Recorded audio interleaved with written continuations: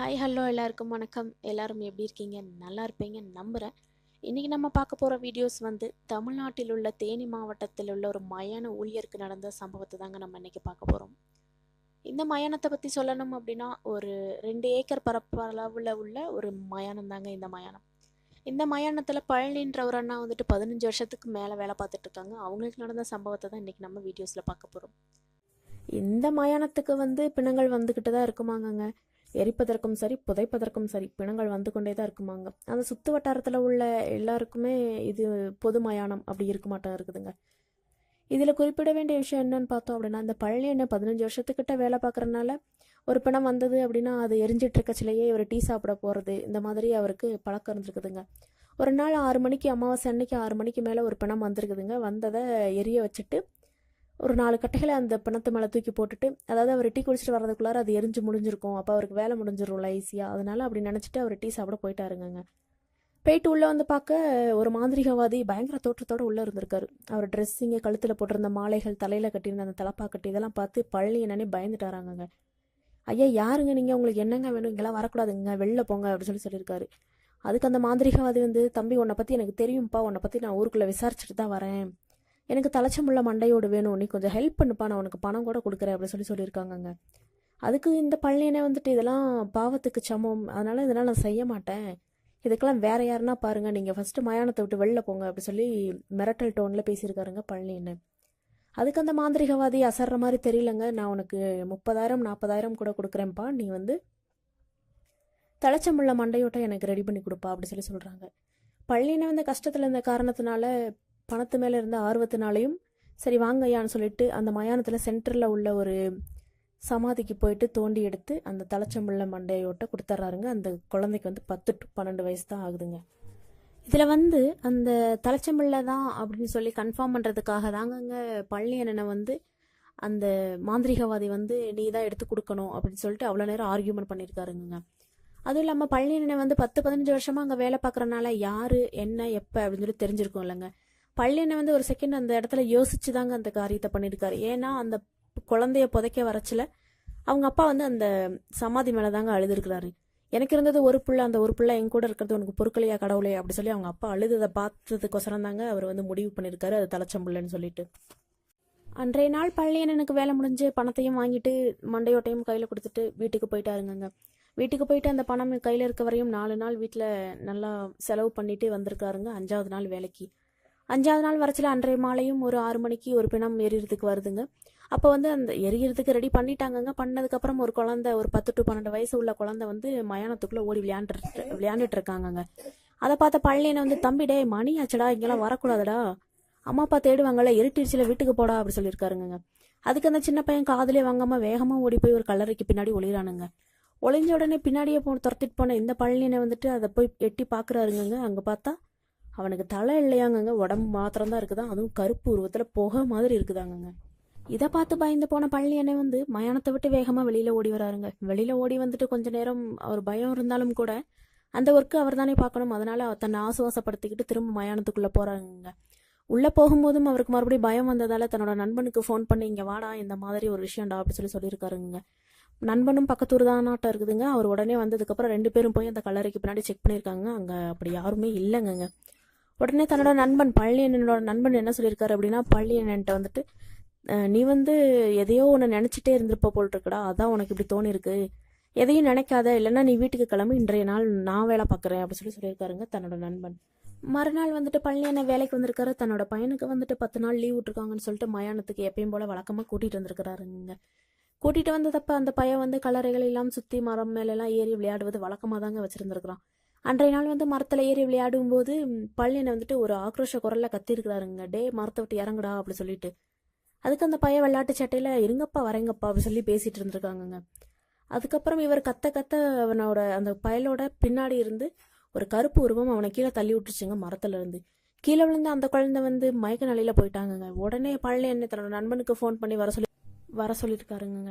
உடனே அவர் வந்திருக்காருங்க. வந்ததுக்கப்புறம் குழந்தைய எடுத்துகிட்டு போய் ஹாஸ்பிட்டலில் சேர்த்துருக்காங்க. டாக்டர்ஸ் வந்து அதுக்கு சிகிச்சையும் பார்த்துட்டு தாங்க இருந்திருக்காங்க. உடனே பழனி அண்ணன் வந்து தன்னோட மனைவிக்கும் ஃபோன் பண்ணி ஹாஸ்பிட்டல் வாப்பா இந்த மாதிரி ஆயிடுச்சுப்பா அப்படி சொல்லியிருக்காங்க. அந்த அக்காவும் வந்திருக்காங்க. அந்த அம்மா வந்ததுக்கப்புறம் ஓன்னு அழுக, என் பிள்ளைக்கு என்னாச்சு அப்படி சொல்லிட்டு உடனே அமைதியாக இருக்க சொல்லி டாக்டர் சொல்லவும் அவங்களும் கொஞ்சம் அமைதியாக இருந்திருக்காங்க. ஒரு கட்டத்துக்கு மேலே வேலை பார்க்குற இடத்துலேருந்து ஃபோன் வந்திருக்குங்க, 2 3 பாடி வந்திருக்குது, நீங்கள் வந்து வேலை பார்க்கணுமா அப்படி சொல்லியிருக்காங்கங்க.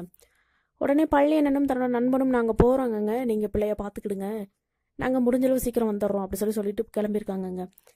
அவங்க போயிட்டு அன்றைய நாள் வேலையெல்லாம் முடிச்சுட்டு மறுநாள் வந்து ஹாஸ்பிட்டலுக்கு நான் கிளம்புறேன்ப்பா, நீ வந்து இன்னைக்கு நாள் பார்த்துக்க அப்படி சொல்லி நண்பன்கிட்ட வந்து பழனி என்ன சொல்லிட்டு இருக்காரு. சொல்லிட்டு இருக்கும்போதே ஹாஸ்பிட்டல்லேருந்து ஒரு ஃபோன் வருதுங்க. பேசுறது யாருன்னு பார்த்தா தன்னோட மனைவி தான். தன்னோட மனைவி என்ன சொல்கிறாங்கன்னு பார்த்தா ஓன்னு அழுக. என்னங்க நம்ம பிள்ளைக்கு இப்படி ஆயிடுச்சுங்க, என் பிள்ளை என்னை விட்டு போயிடுவான் போல் இருக்கு, நீங்கள் சீக்கிரம் வாங்குங்க, என்னால் பார்க்க முடியலங்க, எனக்கு கஷ்டமாக இருக்குது அப்படி இப்படின்னு அழுகுறாங்கங்க. உடனே பழனி என்ன வந்துட்டு, இருமா நான் வந்துட்டு இருக்கேம்மா, இந்த வந்துட்டேம்மா, கிட்ட வந்துட்டேம்மா, நீ இருமா, எதுவும் பதட்டப்படாத அப்படி சொல்கிறாருங்க. சொல்லிட்டு தன்னோட நண்பனை, மாப்பிள்ளை நீ பார்த்துக்க, நான் போகிறேன்டா அப்படி சொல்லிட்டு கிளம்பி போகிறாருங்க ஹாஸ்பிட்டலுக்கு. அங்கே போய் பார்த்தா தன்னோட குழந்தைய வந்து கையும் காலும் கட்டி போட்டு வச்சுருக்காங்க. ஏன்னு பார்த்தா அவன் அவ்வளோ ஆக்ரோஷமாக இருக்கிறாங்க, உருன்னு உரிமிக்கிட்டு. பள்ளியனை வந்துட்டு கிட்ட போய் என்ன சாமி ஆச்சு உனக்கு, என்ன சாமி அப்படி சொல்லி கேட்கும்போது பள்ளியனை கழுத்தை பிடிக்கிறான் அந்த சின்ன பையங்க. கழுத்தை பிடிச்சிட்டு சிரிச்சுக்கிட்டே இருக்காங்க. என்ன தெரியலையாடா உனக்கு, என்ன தெரியலையாடா உனக்கு அப்படி சொல்லிக்கிட்டே இருக்காங்கங்க. இதில் கொஞ்சம் தெளிவான பள்ளியனை வந்துட்டு தன்னோட பயலுக்கு வந்து மரத்துலேருந்து விழுந்ததில் எந்த பிரச்சனையும் இல்லை, ஏதோ ஒரு ஆன்மா தான் இவனை வந்துட்டு கட்டுப்பாட்டுக்குள்ளே வச்சிருக்கு அப்படி சொல்லி யோசிக்கிறாருங்க.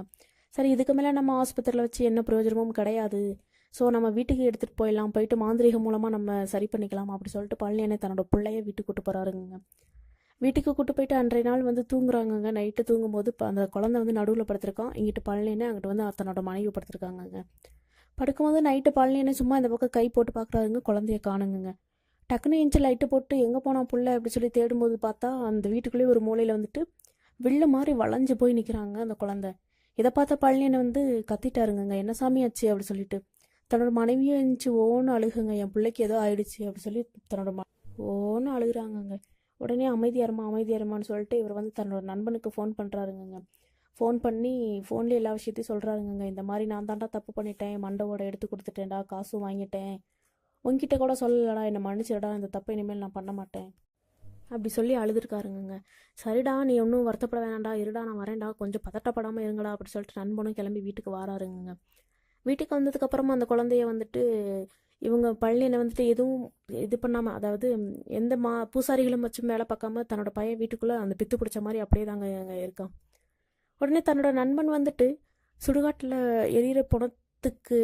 எரியிற பொணம் இருக்குல்லங்க, அதுலேருந்து வர்ற சாம்பலை எடுத்து சிவனோட பிரசாதம் அப்படி சொல்லிட்டு தான் அவங்க கையில் வச்சுக்கிறாங்களாங்க.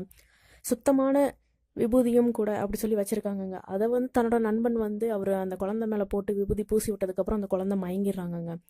அந்த பிணத்தோட சாம்பலை தன்னோட மேலே போட்டோன்னே மயங்கி விழுந்தாருன்னா அதுக்கு அவ்வளோ பவர் இருக்குதுங்க. அதுக்கப்புறம் வந்துட்டு மயானத்தில் உள்ள மயானகாளி தெய்வத்தோட பூசாரிக்கு ஃபோன் பண்ணுறாங்கங்க. ஃபோன் பண்ணி இந்த மாதிரி ஆயிடுச்சுங்க ஐயா அப்படின்னு சொல்லி எல்லா உண்மையும் சொல்கிறாங்கங்க. அவரும் வந்துட்டு இந்த நேரத்தில் வந்து சாத்தினதுக்கப்புறம் திறக்கக்கூடாதுப்பா, ஊர்க்காரங்க எதனா சொல்லுவாங்க, நம்ம காலையில் தான் எதாக இருந்தாலும் பார்க்க முடியும் அப்படி சொல்லி சொல்கிறாருங்க. பதறி போன பழனியனை வந்துட்டு கத்தி அலறாருங்க. கத்தி அழுகவும் அந்த பூசாரிக்கு மனசு கேட்கல. ஒன்று பண்ணுங்கங்க, நைட்டு வந்து நம்ம எப்படியும் நடையை திறக்கவும் முடியாது, நம்ம பூஜையும் எதுவும் பண்ணவும் கூடாது, நீங்கள் பக்கத்தில் இருக்க சிவன் கோயிலுக்கு போயிட்டு அங்கே அந்த தெய்வத்துக்கிட்ட மன்னிப்பு கேட்டுட்டு வாங்கங்க அப்படி சொல்லியிருக்காங்கங்க. உடனே பழனியும் தன்னோட நண்பனும் அந்த பையனை வீட்லேயே வச்சுட்டு அவங்க 2 பேரும் கிளம்பி போயிருக்காங்கங்க. ஊர்க்காரவங்க பக்கத்து வீட்டுக்காரங்களாம் வந்திருக்காங்கங்க அந்த பையனுக்கு துணையாகவும். இந்த வீட்டில் வந்திருக்கவும் ஸோ இவங்க 2 பேரும் கிளம்பி சிவன் கோயிலுக்கு போயிருக்காங்கங்க. அங்கே போயிட்டு சாமிகிட்ட அன்றாடி அழுதுருக்காருங்க, நான் பண்ணது தப்பு தான், அதுக்கு என் பிள்ளைய பழி வாங்கிறாத அப்படி சொல்லி அழுதுருக்காருங்க. அழுதுட்டு சாமி கும்பிட்டு கொஞ்சம் விபூதியும் அள்ளிட்டு அந்த கோயிலை விட்டு வெளில வரும்போது ஒரு வயசான தோற்றத்தில் ஒரு தாத்தா இருக்காருங்க. அந்த முதியவர் வந்து பழனியனை கூப்பிட்டு பேச ஆரம்பிக்கிறாருங்க. என்ன சாமி உன் பிள்ளைக்கு உடம்பு முடியலையா, அந்த விஷயமா தான் நீங்கள் வந்திருக்கியா அப்படி சொல்லி கேட்குறாருங்க. இவர் எப்படி இதை சரியாக சொல்கிறாரு அப்படி சொல்லி பழனியனை வந்து திகச்சு போய் நிற்கிறாருங்க. தன்னோட நண்பன் பக்கத்தில் வந்துட்டு, இவன் இருக்கான்டா பிச்சைக்கார பையன், அவன் பேச்சு எதுவும் கேட்காதடா, நீ வாடா அப்படி சொல்லி கையை பிடிச்சி இழுக்கிறாருங்க. உடனே இல்லைடா அவர் கரெக்டாக உண்மையை தான்டா சொல்கிறாரு, இருடா நான் கேட்டுட்டு வரேன்டா அப்படி சொல்லிட்டு அந்த அண்ணன் நிற்கிறாருங்க. நின்று அந்த முதியவர் சொன்ன எல்லாத்தையும் கேட்குறாருங்க. அப்போ அவர் வந்துட்டு, உன் பிள்ளைய நான் காப்பாற்றி தரேன் 3 நாளில், நீ எனக்கு என்ன செய்வ அப்படி சொல்லி கேட்குறாருங்க. அதுக்கு அந்த பழனியனை வந்துட்டு, நான் பண்ண தப்புக்கு என் புள்ள வந்து கஷ்டப்பட வேண்டாம், என் புள்ள உயிரை காப்பாற்றுங்க, என் உயிரை நீங்கள் எடுத்துக்கங்க அப்படி சொல்லியிருக்காங்கங்க. ஒரு பதட்டத்தில் அப்படி சொல்லிட்டாங்கங்க. அதை வந்து அந்த முதியவர் வந்துட்டு என்ன நினச்சிட்டாரு அப்படின்னா, சரி நீ இப்போ 3 நாளில் உன் பிள்ளைக்கு சரியாயிடும், 3 நாளில் நீ கொடுக்குறேன்னு சொன்னதையும் நான் எடுத்துக்கிடுவேன் அப்படி சொல்லியிருக்காருங்க அந்த முதியவர். உடனே அவர்கிட்ட காலில் விழுந்து விபூதியும் வாங்கிட்டு போகிறாங்கங்க. வாங்கிட்டு போய் அந்த குழந்தைக்கு பூசியும் விடுறாங்கங்க. விட்டதுக்கப்புறம் நைட்டு ஃபுல்லும் அவனை பாதுகாப்பாக வச்சு பார்த்துக்கிட்டாங்கங்க. மறுநாள் விடியவும் மயான காளி தெய்வத்துக்கிட்ட கூப்பிட்டு போகிறாங்கங்க.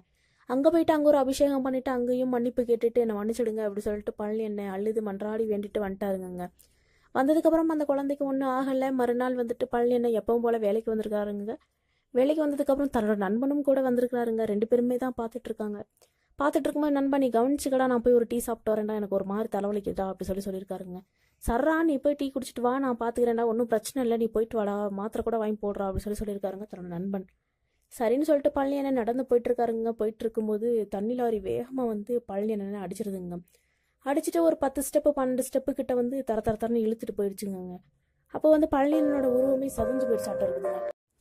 தன்னோட நண்பன் அந்த வண்டி மோதின இடத்துக்கு வர்றதுக்குள்ளார பழனி அண்ணனோட உருவங்களே சதஞ்சு போயிடுச்சாட்டம் இருக்குதுங்க. அதுக்கப்புறம் அவரை எடுத்துகிட்டு போய் சீமை சடங்கெல்லாம் பண்ணி முடிச்சதுக்கப்புறம் தாங்க தன்னோட நண்பனுக்கே கிளிக் ஆயிருக்கு. அதாவது என்னன்னு பார்த்தா அந்த பெரியவர் சொன்னது 3 நாளில் உன் பயலுக்கு உடம்ப சரி பண்ணுவேன், அதாவது நீ சொன்னதையும் நான் எடுத்துக்கிடுவேன் அப்படி தானே சொன்னாருங்க. அதனால் அவர் தான் அப்படி பண்ணிட்டாராட்டம் இருக்குதுன்னு சொல்லிட்டு சிவன் கோயிலுக்கு தேடி போயிருக்காருங்க. சிவன் கோயிலில் போயிட்டு இந்த மாதிரி ஒரு பெரியவர் இருந்தார், நீங்கள் பார்த்துருக்கீங்களா அப்படி சொல்லி கேட்டப்ப, இல்லைப்பா நாங்கள் இங்கே தானப்பா இருக்கோம், நாங்கள் அப்படி யாரையும் பார்க்கலப்பா அப்படி சொல்லி அங்கே உள்ளவங்க சொல்லியிருக்காங்க. இவருக்கு வந்து பேர் அதிர்ச்சியாக இருந்திருக்குங்க. அதுதான் அதிர்ச்சிக்கு அப்புறம் கோயிலுக்குள்ளே போயிட்டு ஒரு சாமியையும் நல்லா வேண்டிட்டு, சிவனையும் நல்ல மனம் முழுக்க சிவனையே சொல்லி வேண்டிட்டு அவர் அதுக்கப்புறமா பிறப்பிட்டு வந்திருக்காருங்க. அதுக்கப்புறம் தொடர்ந்து தன்னோட வேலையும் ஆரம்பிச்சிருக்காங்க பார்க்குறதுக்கு. இதில் குறிப்பிட வேண்டிய விஷயம் என்னன்னு பார்த்தோம் அப்படின்னா, அந்த முதியவர் சொன்னது போல் 3 நாளில் உன் பிள்ளைக்கு சரியாயிடும்னு சொன்னார் இல்லைங்க. சொல்லிட்டு அந்த முதியவரை பார்த்துட்டு மறுநாள் இவங்க வந்து மயானத்துக்கு வரச்சில் அந்த 10 வயசு சிறுவனோட மண்டை ஓட்டை எடுத்து கொடுத்தாங்க பார்த்தீங்களா, அந்த இடத்துல அந்த சமாதிக்கு மேலேயே ஒரு குழந்தையோட மண்டை ஓடி இருந்துருக்குங்க. அதாவது அந்த நைட்டாக வந்துட்டு அந்த மாந்திரீகவாதியை கொண்டு வந்து அந்த மயானத்தில் அந்த சமாதி மேலே அந்த குழந்தையோட மண்டை ஓட்டை வச்சுட்டு போயிட்டாருங்க. அந்த பையன் அங்கே போய் என்ன பாடுபடுத்தினானோ தெரியலங்க. அவர் வந்து பயந்துட்டு தான் வச்சுட்டு போயிருப்பாராட்டம் இருக்குது. இல்லைன்னா அதை வச்சு வேலை பூஜைகள்லாம் பண்ணியிருப்பாங்கல்ல. இதில் குறிப்பிட வேண்டிய விஷயம் என்னன்னு பார்த்தோன்னா மக்களே, ஒரு மனுஷன் உயிரோடு இருக்கும்போது நம்ம கத்தியால் குத்தும்போது எவ்வளவு வலிகளும் வேதனைகளும் அனுபவிக்கிறாங்களோ, அதே அளவிற்கு ஒரு ஆன்மாவை புதைச்சதுக்கு அப்புறம் தன்னோட மண்டையோட்டை துண்டிக்கும் பொழுது அவங்களுக்கும் அவ்வளவு வலிகளும் வேதனைகளும் இருக்குமாங்க. அதாவது அந்த மாந்திரிகவாதிகள் தன்னோட மண்டை ஓட்டை எடுத்துகிட்டு போய் செய்கிற பூஜைகள் வந்துட்டு பெரும் விதத்தில் அவங்கள வந்து பாதிக்குமாங்கங்க. அதாவது சொர்க்கத்துக்கும் போக விடாமல் நரகத்துக்கும் போக விடாமல் இடப்பட்ட இடத்துல தாங்க அவங்க வந்து ஜீவிக்கிற மாதிரி இருக்குங்க. இதனால் அவங்க வந்துட்டு அவங்களோட மாந்திரிகத்துக்கு தேவை அப்படின்னா மற்ற ஆன்மாக்களை வந்து துன்புறுத்த வேண்டாம் மக்களே. இது என்னோட ரெக்வஸ்ட்டாக கேட்டுக்கிறேங்க மக்களே. ஓகே, இதோட இந்த வீடியோ நான் முடிச்சுக்கிறேன் மக்களே. நெக்ஸ்ட் ஒரு வீடியோவில் நான் வந்து உங்களை சந்திக்கிறேன்.